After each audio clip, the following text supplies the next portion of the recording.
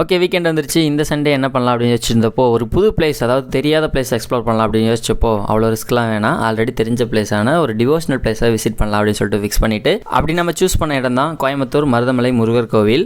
இந்த மருதமலை முருகர் கோவில் 6 படை வீடுகளுக்கு அடுத்ததாக 7வது படை வீடாக கருதப்படுது.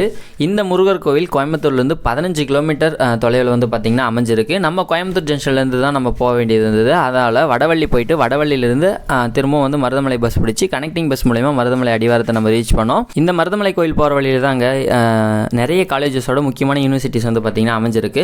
ஸோ மருதமலை அடிவாரம் நம்ம ரீச் பண்ணிட்டோம். இங்கிருந்து 2 ஆப்ஷன் நம்மளுக்கு இருக்குது. மேலே வந்து முருகர் கோயிலை ரீச் பண்ணுறதுக்கு ஒன்று வந்து படிக்கட்டுகள் மூலியமாக போகலாம், அப்படி இல்லைனா வந்து பஸ்ஸஸ் மூலியமாக போகலாம். இந்த பஸ்ஸஸ் வந்து கோவில் நிர்வாகமே ரன் பண்ணிட்டு இருக்காங்க. இதுக்கு டிக்கெட் ஃபேராக 10 ரூபா வந்து கலெக்ட் பண்ணிட்டு இருக்காங்க. நம்ம சூஸ் பண்ண ஸ்டெப்ஸ் வழியாக போகலாம் அப்படின்னு சொல்லிட்டு தான் அப்படியே நேச்சர் சீனரிஸ் எல்லாம் அப்படியே மெதுவாக பார்த்துட்டு மேலே அழகாக முருகரையும் தரிசிச்சுட்டு அப்படியே மெதுவாக கீழே இறங்க ஸ்டார்ட் பண்ணிட்டேன். இந்த விலாகோட ஃபுல் வீடியோ வேணும் அப்படின்னா கீழே லிங்க் கொடுக்குறேன், பார்த்துங்க.